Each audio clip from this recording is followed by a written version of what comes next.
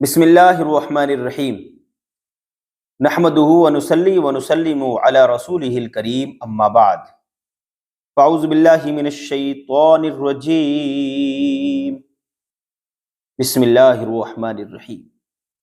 درود پاک پڑھی اللہم صلی علی سیدنا و مولانا محمد وبارک وسلم صلو علیہ الصلوۃ والسلام علیک رسول اللہ صلی اللہ تعالی علیہ وسلم۔ میرے پیارے عزیز دوستو، آج میں آپ کو ماں باپ کی خدمت کے بارے میں بتاؤں گا۔ میرے بھائیوں، اللہ کے نبی صلی اللہ تعالی علیہ وسلم نے ارشاد فرمایا کہ تمہاری ماں کے قدموں کے نیچے تمہاری جنت ہے۔ ماں کے قدموں کے نیچے تمہاری جنت ہے، ماں کی خدمت کر لو، جنت حاصل ہو جائے گی۔ میرے بھائیوں، ایک مرتبہ کا بیان ہے کہ ایک بوڑھی عورت تھی، ایک ضعیفہ تھی، اس کا ایک ہی بیٹا تھا، وہ اس کی خدمت کرتا تھا، اور اس کے دروازے کے سامنے سے روزانہ حج کو جانے والا قافلہ روانہ ہوتا تھا۔ اب اس نے سوچا کہ لوگ قافلے میں حج کے لیے تشریف لے جاتے ہیں، ایک روز میں بھی ایسا کرتا ہوں کہ ماں کا ضرورت کا سامان پورا اکٹھا کر کے قافلے میں شامل ہو جاتا ہوں۔ قافلے میں شامل ہو جاتا ہوں۔ ایک دن آ گیا، ماں کے سامنے کھڑا ہو گیا، ہاتھ باندھ کر عرض کرنے لگا، امی جان، میں بھی قافلے میں شامل ہو کر حج بیت اللہ کی زیارت سے سرفراز ہونا چاہتا ہوں، حج کرنا چاہتا ہوں، نبی کا روزہ دیکھنا چاہتا ہوں، خانہ کعبہ کا طواف کرنا چاہتا ہوں۔ ماں نے کہا، بیٹا، تو میرا اکلوتا بیٹا ہے، تیرے علاوہ کوئی میرا پرسان حال نہیں ہے، تیرے علاوہ میری کوئی خدمت کرنے والا نہیں ہے دنیا پر۔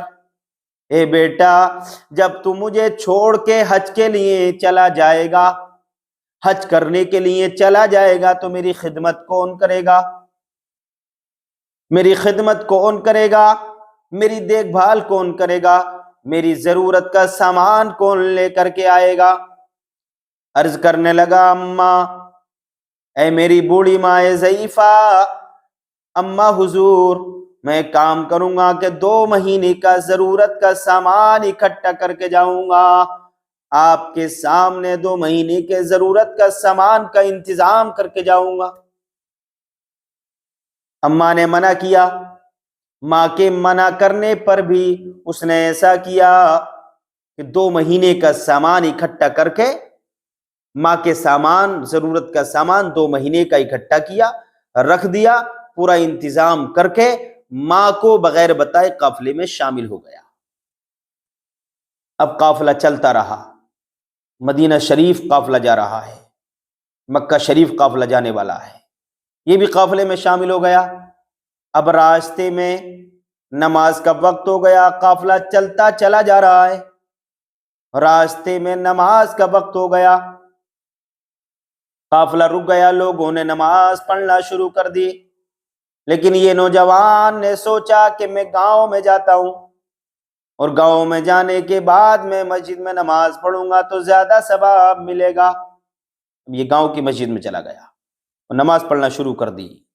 اب جس محلے کی مسجد میں اس نے نماز پڑھنا شروع کی تھی، اسی محلے میں اتفاق سے چوری ہو گئی۔ اب چور چوری کر کے جب بھاگا تو مسجد کی طرف کو بھاگا، مسجد کی طرف کو جب بھاگا، لوگوں نے اس کا پیچھا کیا تو چور جو مسجد کا جیسے ہی بھاگا، مسجد کے قریب پہنچا، وہ غائب ہو گیا۔ لوگوں نے سوچا کہ چور مسجد میں گھس گیا ہے۔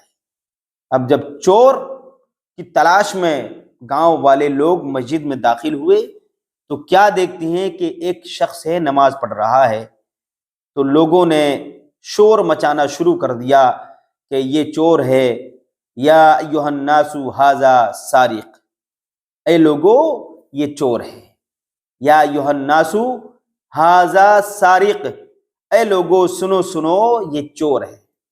اب شور مچانا شروع کر دیا۔ اب وہ نوجوان نماز کی حالت میں، نماز پڑھ کے فارغ جب ہوا، سلام پھیرا، کہنے لگا، نہیں نہیں اے لوگو، آپ شور مت مچائیے، میں چور نہیں ہوں۔ تو گاؤں والے کہتے ہیں ہر چور ایسے ہی کہتا ہے کہ میں چور نہیں ہوں. نہیں، تم ہی چور ہو. بہت اس نے رویا، گڑ گڑایا، منت کی، منت و سجام منت کی، بہت ہی اپنی چوری کو دفاع کرنے کی کوشش کی. اس کی جو محلے میں چوری ہو گئی تھی اس بات کو دفاع کرنے کی کوشش کی، اپنی صفائی کا کافی اظہار کیا اس نے، کافی بتایا، لیکن لوگوں نے اس کی بات نہیں مانی. لوگ پکڑ کے اس کو قاضی شرع کی بارگاہ میں لے گئے. قاضی صاحب کے پاس لے گئے اور لے جانے کے بعد میں کہنے لگے قاضی صاحب اس نے ہمارے محلے میں چوری کی ہے، اس نے ہمارے محلے میں چوری کی ہے. اب قاضی صاحب نے جو خدائی فیصلہ ہے، جو قرآن کا حکم ہے، اس کے مطابق حکم سنایا کہ چور کے ہاتھ کاٹ لیے جائیں. قاضی صاحب کہتے ہیں اگر اس نے چوری کی ہے تو اس کا ایک ہاتھ کاٹ لیا جائے، اگر اس نے چوری کی ہے تو اس کا ایک پیر کاٹ لیا جائے، اگر اس نے چوری کی ہے تو اس کی ایک آنکھ نکال لی جائے. اب اس کا ایک ہاتھ کاٹ لیا گیا، ایک پیر کاٹ لیا گیا، اور اس کی ایک آنکھ بھی نکال لی گئی، اور لوگ اسے گلی گلی گھما رہے تھے، اور گلی گلی گھماتے تھے، اس کا تماشا بناتے تھے، اس کو بے عزت کر رہے تھے، بے عزت کر رہے تھے، اس کو ذلیل بنا رہے تھے. ذلیل و خواری اس کے سامنے آ گئی تھی، وہ ذلیل ہو رہا تھا، ذلیل و خوار رسوا ہو رہا تھا. وہ لوگ کہہ رہے تھے یا ایھا الناس ھذا جزاء السارق، اے لوگو سنو سنو، ایک اعلان سنو، یہ چور کی سزا ہے. لوگ گھماتے تھے اور یہ بات کہتے تھے یا ایھا الناس ھذا جزاء السارق، اے لوگو یہ چور کی سزا ہے.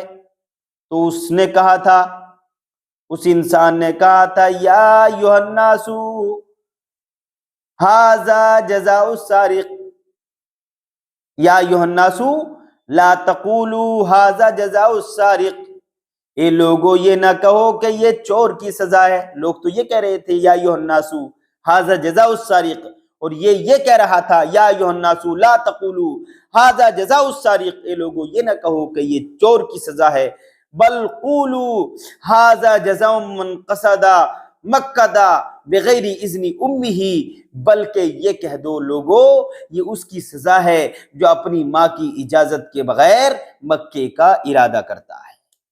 لوگ کہہ رہے تھے یا ایھا الناس ھذا جزاء السارق، اس نے کہا یا ایھا الناس لا تقولوا ھذا جزاء السارق، اے لوگو یہ نہ کہو یہ چور کی سزا ہے، بل قولوا ھذا جزاء من قصد مکہ بغیر اذن امہ، بلکہ یہ کہہ دو یہ اس کی سزا ہے جو اپنی ماں کی اجازت کے بغیر مکے کا ارادہ کرتا ہے.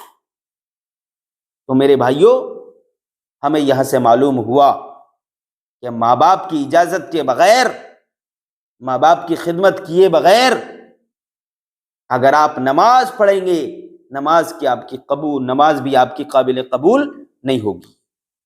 آپ خانہ کعبہ کا حج کر لیں، آپ خانہ کعبہ کا طواف کرتے کرتے مر جائیں، حج کے سفر میں مر جائیں، سجدے کرتے کرتے دنیا سے ختم ہو جائیں، لیکن اگر آپ کے ماں باپ آپ سے ناراض ہیں تو نہ آپ کا کوئی سجدہ قبول ہوگا، نہ آپ کا کوئی حج قبول ہوگا.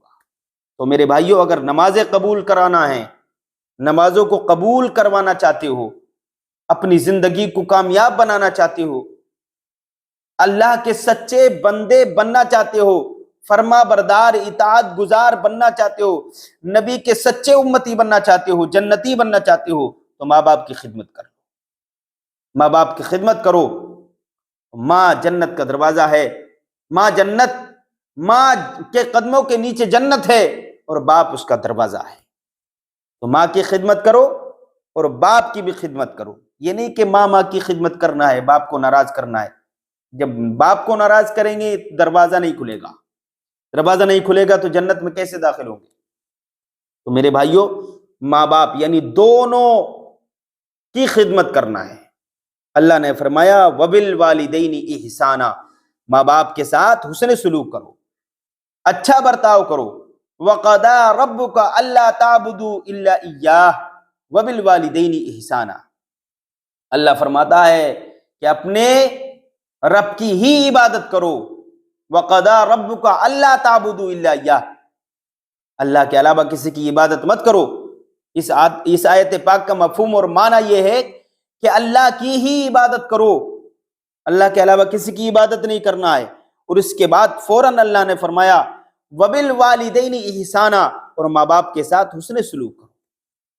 تو اللہ کی عبادت کرنا ہے، رسول کی اطاعت کرنا ہے، اور ماں باپ کی خدمت گزاری کرنا ہے، اور ان کی فرما برداری کرنا ہے، ان کو راضی کرنا ہے. آج کے لیے اتنے ہی کافی ہے بھائیو. اللہ پاک آپ کو، ہم کو، سب کو عمل کی توفیق عطا فرمائے. السلام علیکم.